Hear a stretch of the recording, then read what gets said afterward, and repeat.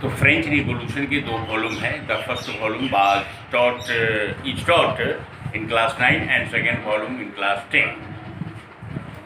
इसमें बहुत सारे लेक्चर हम पहले भी दे चुके हैं। जो अब ये लास्ट चैप्टर है, ये सेकेंड वॉल्यूम 1815 से लेकर के 1848 तक है, जब ग्रेट रिवॉल्यूशन ऑफ यूरोप हुआ था तब तक के।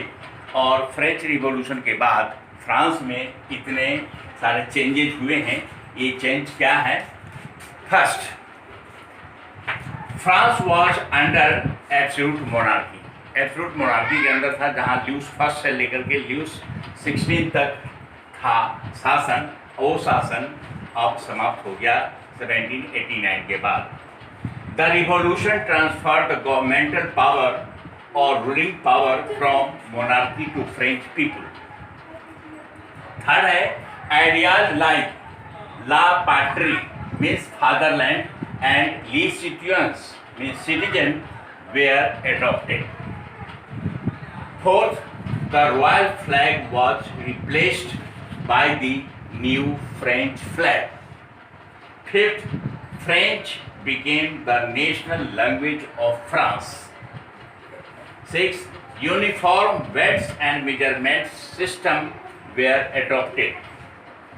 Seventh, abolishment of internal custom duties and dues.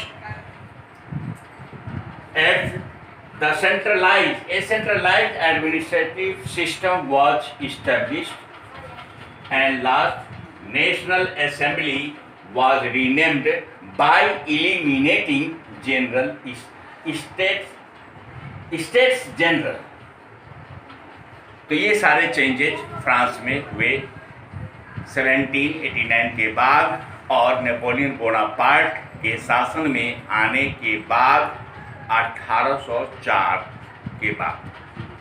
जो नेपोलियन बोनापार्ट इतना कुछ करने के बाद बहुत अच्छे काम किए फ्रांस के लिए, लेकिन बहुत बुरे काम, क्योंकि बहुत एम्बिशियस आदमी था। वो अपने पड़ोसी देशों पर आक्रमण किया करता था, जिसके कारण पड़ोसियों के साथ उसके रिलेशन खराब हो गए। और 1815 में वाटरलू के युद्ध में वो 4 देश के एलाइड पावर्स, 4 देश कौन? इंग्लैंड, रसा, ऑस्ट्रिया एंड पर्सा, इसकी एलाइड फोर्सेस से वो नेपोलियन बोनापार्ट की सेना हार गई। और फिर उसको हाथ पैरों में बेड़ियां लगा के और भेज दिया गया सेंट हेलेना आइलैंड में, जहां 1821 ईस्वी में उसकी मौत हो गई। तो ये रहा चेंजेज फ्रेंच रिवॉल्यूशन के बाद।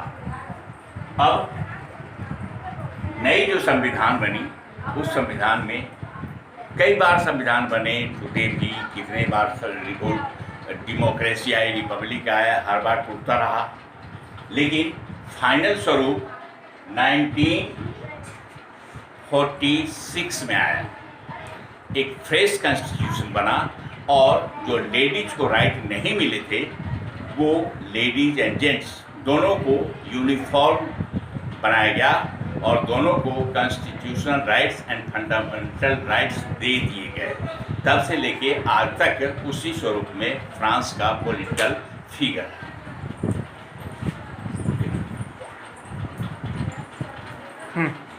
कितने मिनट का हुआ? 4 मिनट और थोड़ा काफी। एडमिनिस्ट्रेटिव सिस्टम को यूनिफॉर्म बनाया गया, माइनोरियल ड्यूज को माफ़ कर दिया गया, और बहुत सारे जो डिस्क्रिमिनेशंस थे उसको समाप्त कर दिए गए। उसके बाद है सिंप्लीफिकेशन ऑफ एडमिनिस्ट्रेटिव डिवाइजर्स,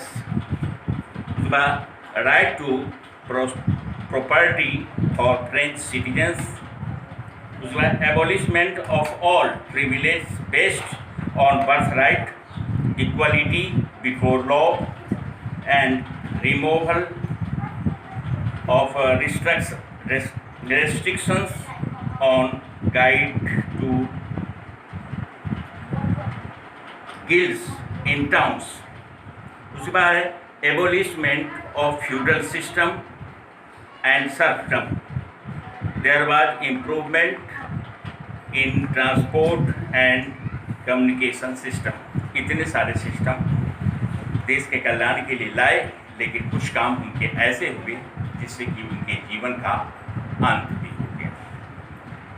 1815 के बाद अब कल चलेगा 1815 से 1848 के बीच क्या क्या हुआ। फिर एक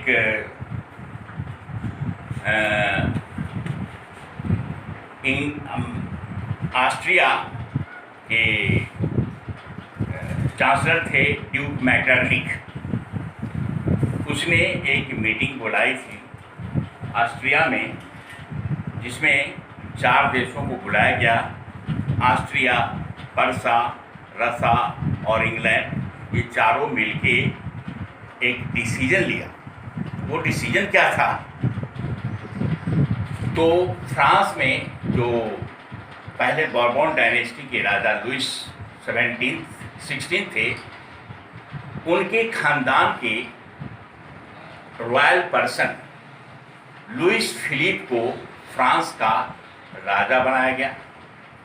फिर डेमोक्रेसी हटा के मोनार्की री-इस्टेब्लिश किया गया।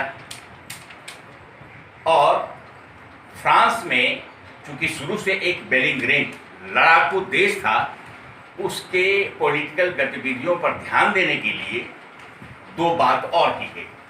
फ्रांस के चारों ओर 4 छोटे छोटे राज्य नए स्थापित किए गए, जिसमें नीदरलैंड, बेल्जियम, स्विट्जरलैंड, बावेरिया वगैरह।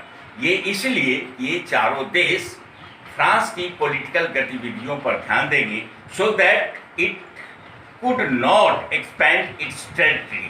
भविष्य में ऐसा ना करें, इसलिए ऐसा किया गया। तो आज इतना ही, फिर कल आगे।